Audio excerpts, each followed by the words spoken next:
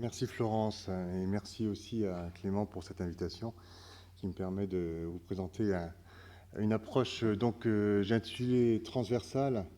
J'aurais pu aussi dire approche intégrée puisqu'elle va aller de la chimie à la physique, à la biologie.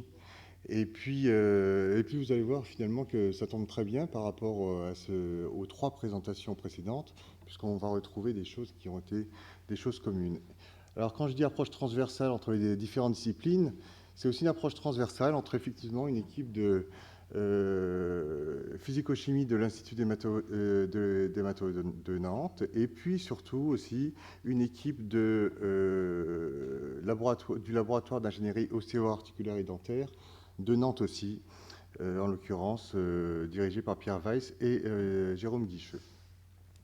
Ce qui va nous permettre effectivement d'avoir cette approche transversale assez profonde.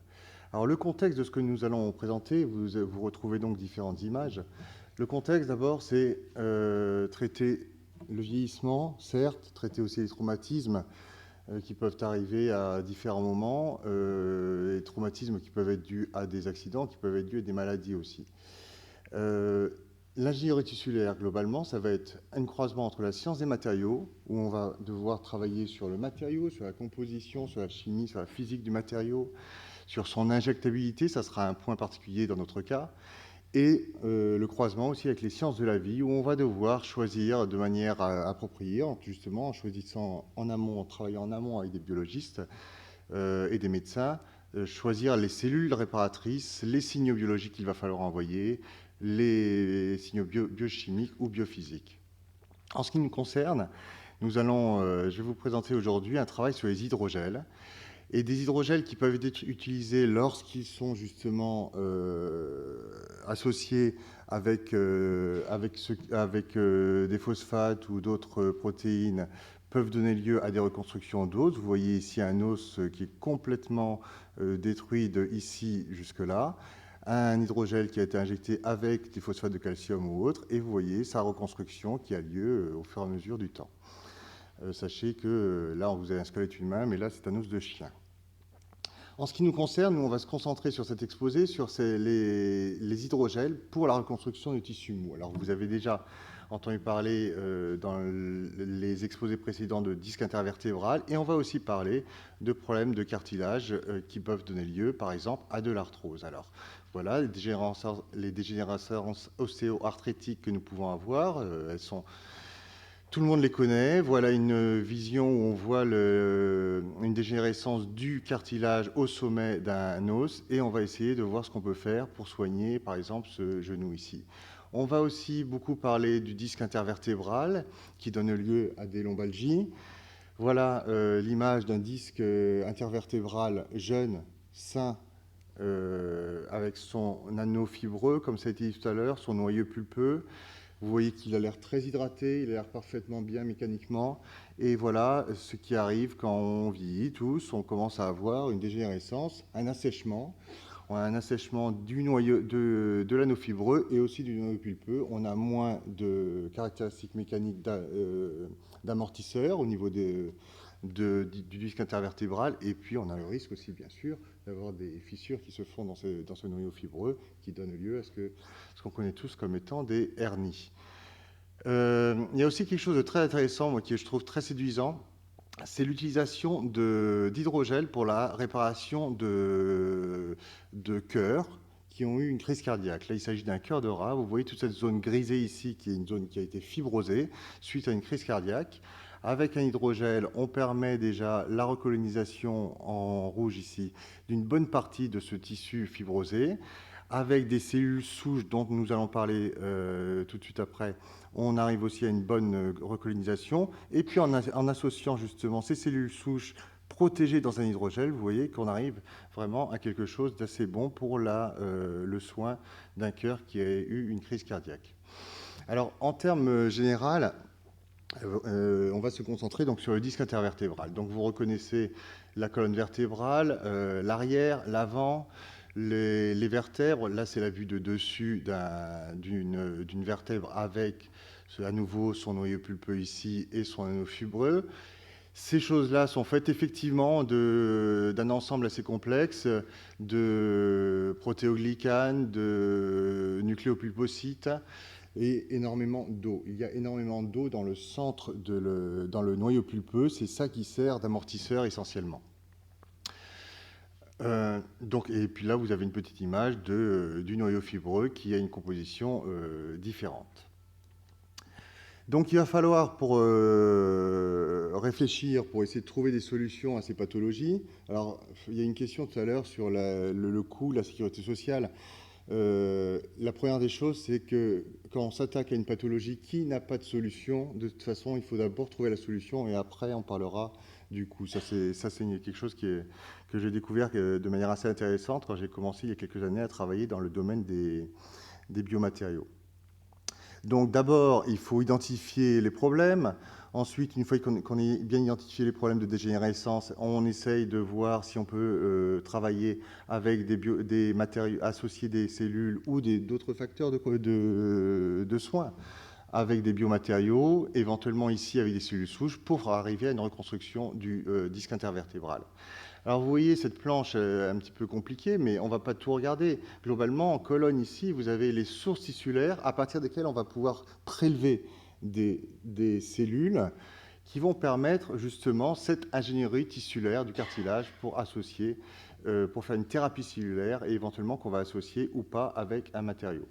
Donc vous avez ici le type de cellules qu'on va extraire de ces différents tissus. On va essentiellement travailler là-dessus, c'est-à-dire la moelle osseuse et les tissus adipeux, parce que ce sont les endroits où on peut trouver le plus facilement les cellules qui vont donner les meilleurs résultats. On va les faire proliférer, éventuellement les faire différencier, car ce sont des cellules souches. C'est ça qui est intéressant avec les cellules souches, c'est qu'on va pouvoir les prendre à un stade de différenciation peu avancé et les différencier en fonction du stress, des contraintes des tissus dans lesquels on va les mettre. De l'os qui est dur et vascularisé n'a pas les mêmes contraintes que du cartilage qui est mou et peu vascularisé, par exemple, avec une pression d'oxygène qui est faible. Ensuite, on va injecter, les chirurgiens vont injecter ces cellules dans la zone lésée. Alors, soit ils l'injectent dans la zone lésée directement en espérant que ça régénère la zone où il y a un problème, mais en fait, on s'aperçoit très rapidement, ils se sont aperçus très rapidement que la simple injection de ces cellules dégrade les cellules. Les contraintes de cisaillement lors de l'injection donnent lieu à une dégradation. Alors à ce moment-là, on constate aussi que si on associe ces cellules avec un matériau type hydrogel, alors on va voir pourquoi un hydrogel, on arrive à protéger ces cellules lors de l'injection et en plus ça a certains autres avantages. Donc, mais un des deux points essentiels, c'est qu'on va pouvoir, grâce à cette association de cellules et d'hydrogel, injecter in situ, c'est-à-dire par chirurgie micro-invasive, et aussi on va pouvoir protéger les cellules qui vont être injectées, qui vont donner toutes les chances aux patients de récupérer. Alors voilà. Alors évidemment, on a pris un petit schéma ici qui montre bien qu'on va prendre dans un tissu adipeux que nous avons tous. On prélève quelques cellules dans le tissu adipeux, on les isole, on les multiplie, on les protège dans un hydrogel, ici, et puis on va les réinjecter dans une zone du corps qui a un problème. Ici, on a pris l'exemple du genou, par exemple. Voilà, à nouveau en plus gros l'exemple du genou. Et l'exemple du genou, MSC pour en anglais, cellules souches mésenchymateuses, du mésenchyme, donc issues de tissu adipeux par exemple, ou issues d'os. Et ces cellules vont permettre, bien protégées dans l'hydrogel, vont permettre justement de se différencier en chondrocytes, qui sont les cellules dont on a besoin pour la reconstruction du cartilage. Alors voilà cet hydrogel. Cet hydrogel que vous voyez là, on peut le tenir entre les doigts, c'est 98% d'eau. Bon, c'est pas surprenant, on a même dans la cuisine aussi des gélatines qui sont à 98% d'eau.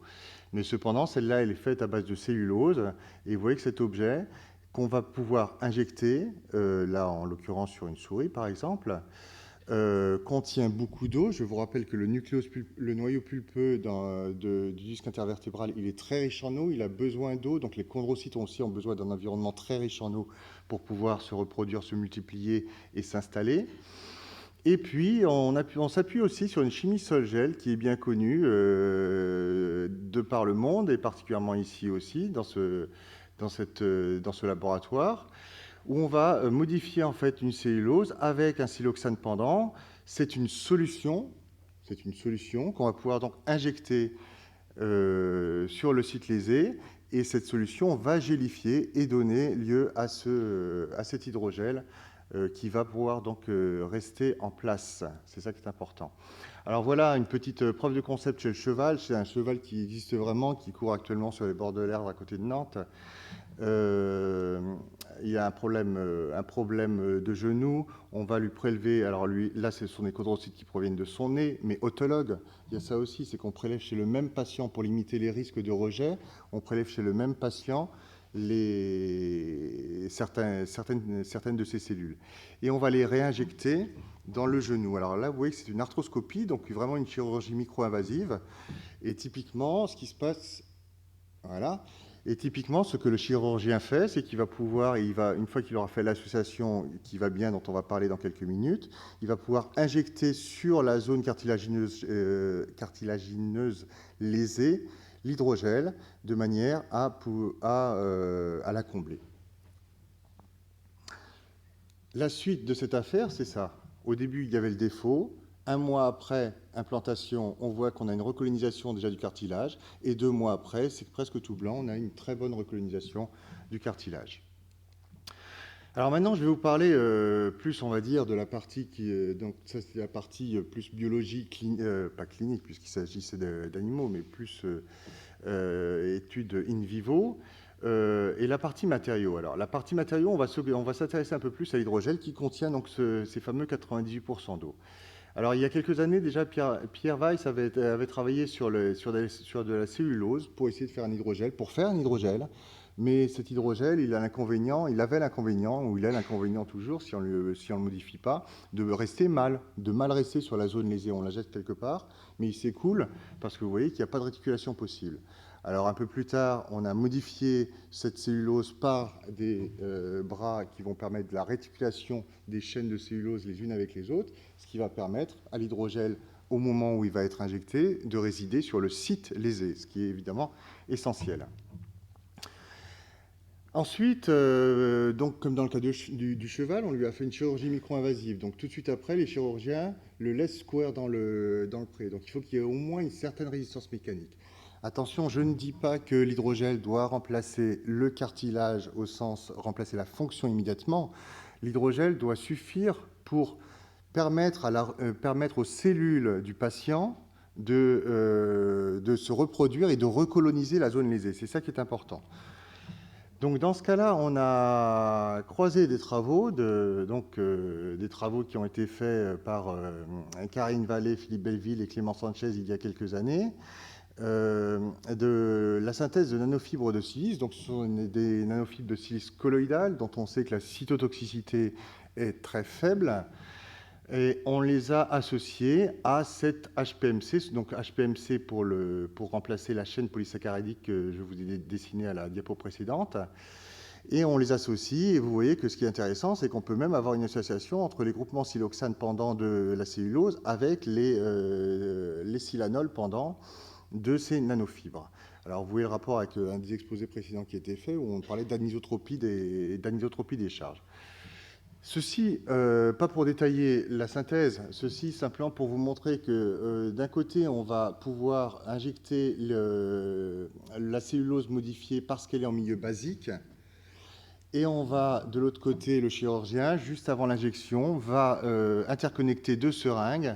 Dans une des seringues, il y a cette solution basique. Dans l'autre seringue, il y a cette solution acide dans laquelle on va pouvoir ajouter les nanofibres, parce que si on les mettait en milieu basique, elle disparaîtrait, tout ou partie. Et puis, on les injecte, et puis du coup, on a quelques temps pour faire l'injection sur site.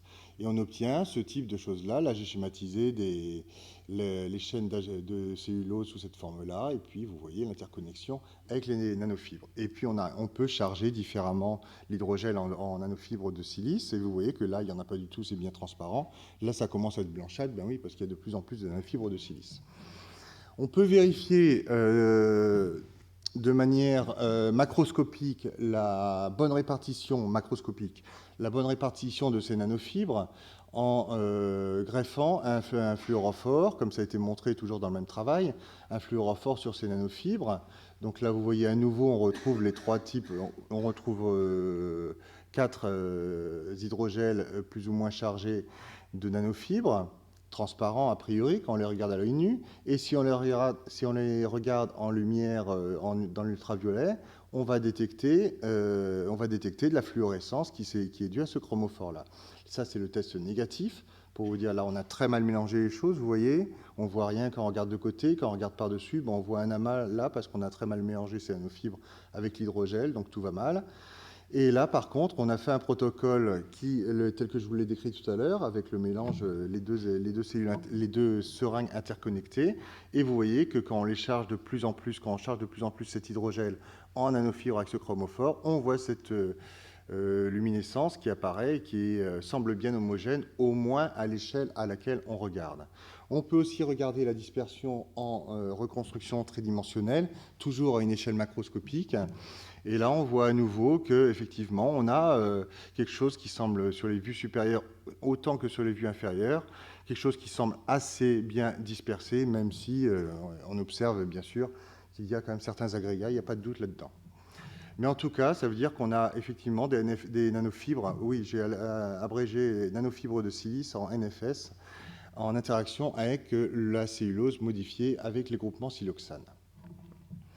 Donc, on parlait tout à l'heure d'anisotropie de fibres.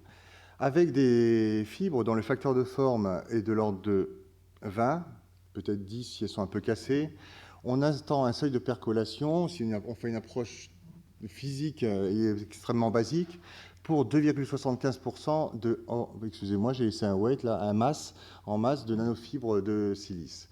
L'analyse mécanique, alors, on nous dit que si on augmente le taux de nanofibres dans notre hydrogel, tout à coup, entre 2 et 3%, on va avoir une augmentation du module de compression qui est très nette. Vous voyez, on va passer de quelque chose de l'ordre de 6, de 9 kPa à 27 kPa ici.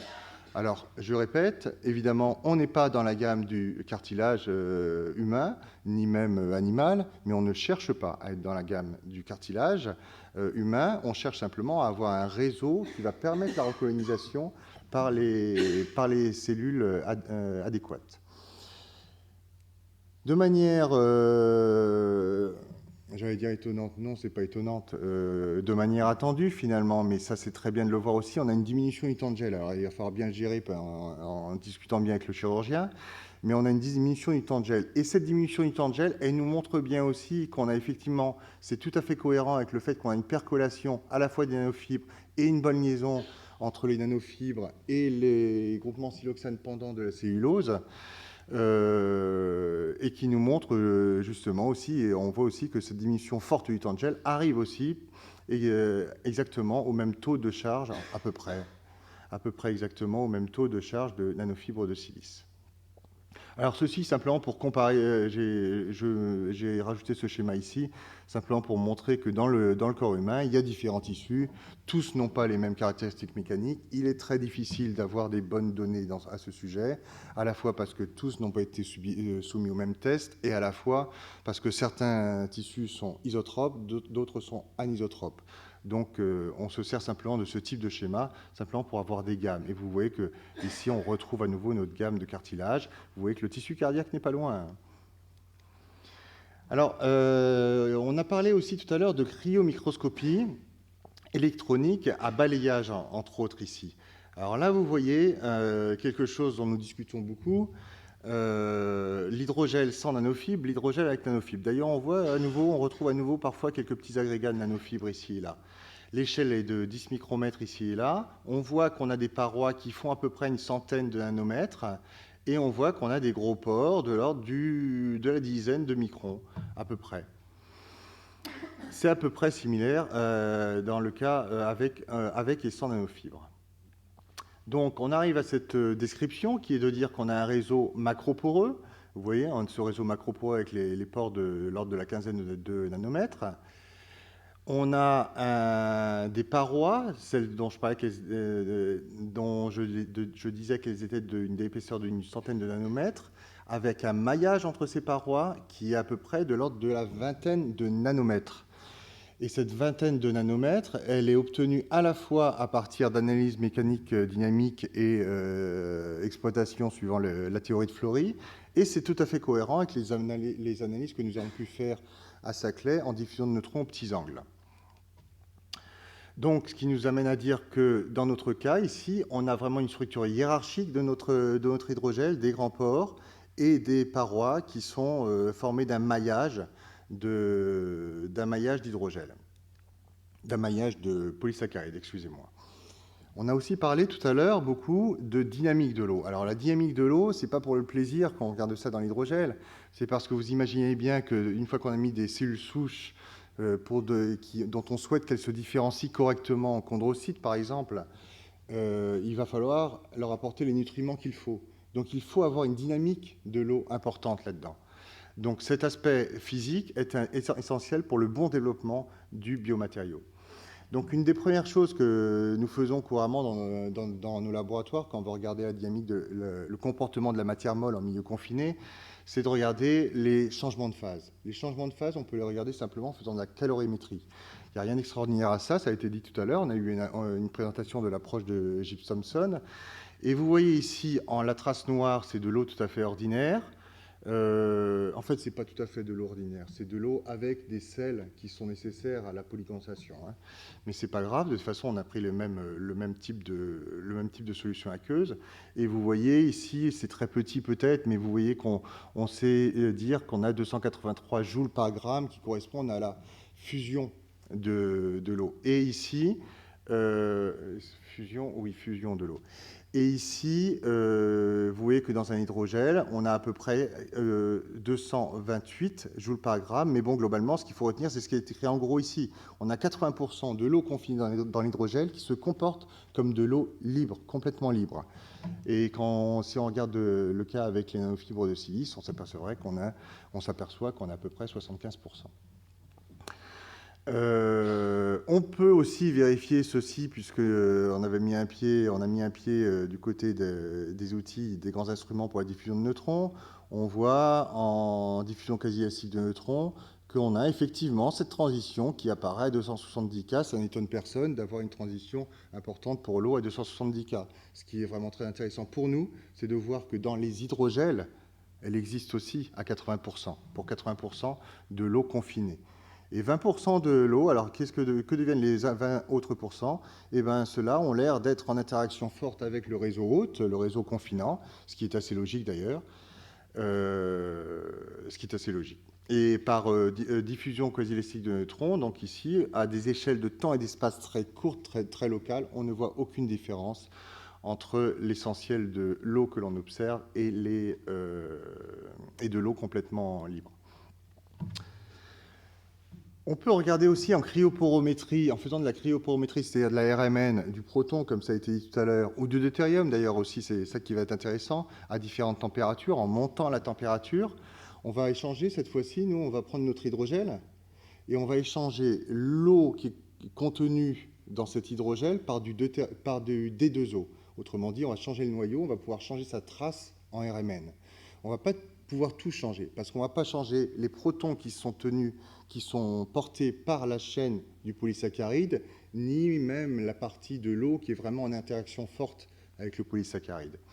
Mais quoi qu'il en soit, donc c'est ce qu'on observe ici. En D2O, finalement, ça va être l'eau libre, puisque c'est celle qu'on a pu remplacer. En H2O, c'est l'eau d'hydratation, celle qu'on n'a pas pu remplacer, ou c'est même les protons qui sont sur le polysaccharide.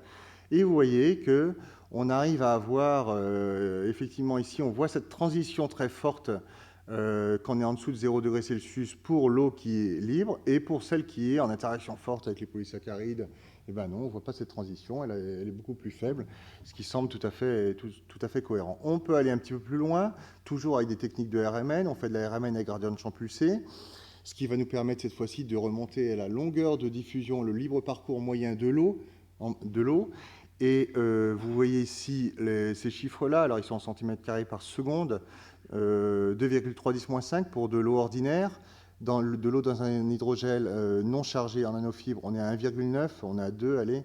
Et ici, on est même un petit peu plus élevé lorsque l'on est dans l'hydrogel chargé avec les nanofibres. Quoi qu'il en soit, ça nous indique quoi, ça? Ça nous indique surtout qu'avec la RMN à gradient de champ pulsé, comme on sonde des gammes de temps et d'espace qui sont beaucoup plus grandes que celles que nous avons sondées préalablement avec la diffusion de neutrons, on sait qu'on a un libre parcours moyen de l'eau qui est de l'ordre de 10 micromètres, ce qui est complètement cohérent avec ce qu'on a observé en image de cryo-microscopie électronique à balayage. Alors évidemment, on reboucle vers la biologie, on est là pour ça. On vérifie quand même la cytotoxicité, et puis après on a fait de l'absorption de modèles de facteurs de croissance. On en est pour l'instant là, c'est le stade vraiment de la recherche auquel nous sommes. Alors ça, c'est un petit peu précédent. Vous voyez que là, on a additionné, on a mélangé les hydrogels avec des chondrocytes issus de lignées humaines. Vous voyez ici un test négatif. Ce qu'on appelle un test négatif, c'est-à-dire qu'on a tout fait pour tuer les cellules. Toutes celles qui sont mortes apparaissent en rouge. Alors là, il y en a très peu sur cette colonne-là, peu importe, mais là, on les voit bien. Elles sont toutes mortes, et là aussi, elles sont mortes. Ce qui est intéressant de voir, c'est ici, alors que ce soit dans l'hydrogel sans nanofibres, mais l'hydrogel avec nanofibres, regardez, elles apparaissent en verte, elles sont restées vivantes au bout de 6 jours de test. Donc effectivement, là, on valide qu'on n'a pas eu de toxicité de l'hydrogel avec les nanofibres sur les chondrocytes SW1353. On retrouve le même type de schéma, les mêmes résultats, là, sont rassemblés dans ces histogrammes, exactement les mêmes résultats que dans les images précédentes. Simplement, on les retrouve sous une autre forme. Chacun jugera laquelle il trouve la plus visuelle, mais on retrouve ici le fait qu'avec les hydrogels avec 3% de nanofibres, on a effectivement une très bonne viabilité cellulaire au bout de 6 jours. Alors, une thèse qui se déroule à l'heure actuelle, et on n'en est même qu'au milieu de cette thèse, consiste à reprendre ces nanofibres, à en refaire la synthèse, à bien les comprendre d'ailleurs aussi. C'est pour ça que tout à l'heure j'hésitais entre un facteur de forme 10 ou un facteur de forme 20. Bon, peu importe, ça ne change pas énormément les choses. Et on fait l'absorption de lysozymes, qui sont des protéines modèles, l'absorption de lysozymes sur les nanofibres, pour essayer justement de refaire les concepts qui ont été présentés plus tôt, qui sont des concepts de relargage, de facteurs de croissance ou de tout ce qui va bien pour la reconstruction du tissu. Et on voit ici que les meilleures conditions, finalement, c'est 48 heures et pH 10. Alors, comme j'ai encore 5 minutes, j'ai encore 3 minutes, je peux juste faire un commentaire, c'est que le point isoélectrique de l'isozyme, il est aux alentours de 10, 10,5. Le point isoélectrique de la silice est aux alentours de 2, 3. Et on voit ici, c'est quand même très bien ça, de voir ici que la meilleure absorption, c'est à pH 10, parce que ça veut dire qu'on a des lysozymes qui sont peu chargés, donc qui se repoussent peu, et des nanofibres qui sont très chargées, qui se repoussent beaucoup. Donc on est dans les meilleures conditions possibles pour avoir la plus forte absorption possible de protéines sur les nanofibres. Et on le retrouve ici sur ces magnifiques images de microscopie électronique à transmission. Vous voyez, là, on a des faibles taux de charge. Ces petites boules-là, ce sont les lysozymes sur les nanofibres. Donc je ne commande pas les nanofibres, mais ceux qui les connaissent verront leur intéressante structure poreuse hélicoïdale. Et puis, si on augmente le taux de charge, on voit qu'on a de plus en plus de nanofibres, de lysozymes, agrégés, absorbés sur les nanofibres. Ici, on a mis tellement qu'on a même une gangue, on va dire, organique. Ça, c'est la même chose vue de loin. Et ça, c'est simplement un test d'une grille tout à fait ordinaire qu'on achète pour microscopie électronique à transmission recouverte de silice. Et on voit qu'on a juste déposé des lysozymes. On fait du relargage, et le relargage, donc c'est un petit peu complexe de tester le relargage, mais bon, le relargage nous indique, ça ce sont les concentrations initiales d'absorption et non pas de relargage. Le relargage nous indique qu'on observe actuellement, on est vraiment en plein là-dedans actuellement, on observe un relargage pendant une vingtaine de jours, et on valide par une validation bactérienne, Micrococcus, que notre enzyme est toujours active après relargage. Donc évidemment, maintenant, ce qu'il nous faudra, c'est passer à autre chose que le lysozyme, à quelque chose de plus vraiment adapté aux chondrocytes mais de beaucoup plus cher. Donc voilà, en résumé, j'ai essayé de vous présenter justement cette approche intégrée où on analyse le problème, on fait des tests sur les animaux, on réfléchit beaucoup à la thérapie cellulaire et aux matériaux protecteurs de ces cellules pour l'injection pour faire de la chirurgie micro-invasive. On va aller jusqu'à regarder bien en finesse la structure, la texture de notre matériau et la dynamique de l'eau qui est absolument indispensable pour la croissance de pour la recolonisation des zones lésées. On observe cette recolonisation de zones lésées et puis cette stratégie, et c'est ça qui est très intéressant aussi, c'est que ce type de matériau avec des cellules souches bien choisies, les cellules souches vont se différencier en fonction des contraintes, comme je vous l'ai dit tout à l'heure, de concentration en oxygène, de contraintes mécaniques, d'autres types de facteurs qui sont présents. Et donc, ça va permettre soit de faire du cartilage, du disque intervertébral, du cœur, ou alors même éventuellement, comme je l'ai montré en introduction aussi, d'aller peut-être vers l'os, comme ça a été montré sur le chien. Je vous remercie de votre attention.